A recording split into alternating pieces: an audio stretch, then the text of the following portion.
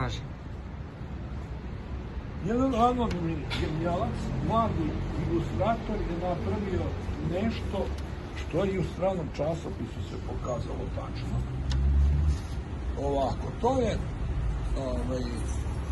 da je cela energetika u začaranom krugu rotacija, a da su samim tim i svi velikani od Arhimeda, Leonarda da Vincija, pa i Nikole Tesle bili u začaranom krugu rotacija, da niko nije pravio, za razliku od ovog dole klinca, niko nije pravio ultra efikasno platno. Ja sam postigao da napravim elastično platno koje ostvaruje ultra efikasnost. Znači, jedno, čini se, najbolje moguće.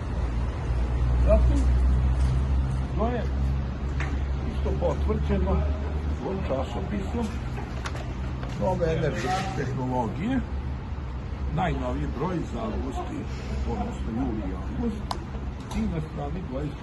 tu se obuhvata, može da se snimi ispisa, ovaj deo, ovaj pasus, da se pominje i Arhimed, i Leonardo da Vinci, i Tesla, i moja malenkost. Znači, to je u ovom pasusu,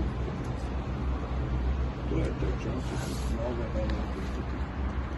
Ono što tamo nije rečeno, a što ćemo u buduće reći, da je došlo do vidnog napretka sa elastičnom strukturom i magnetima, znači da ideje idu napred, da je rešen problem produženog trajanja oscilacija, znači da se ne savija na istom mestu elastična traka, i zatim što isto nije tamo rečeno, a mogli bi da kažemo, ništa nam podeli, da postoji veliki broj kompanija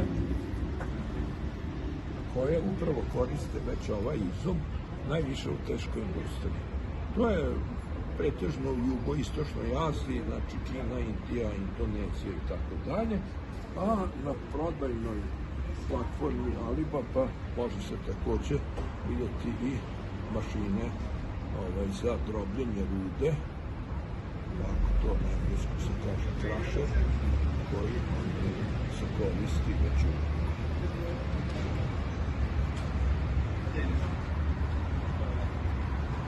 u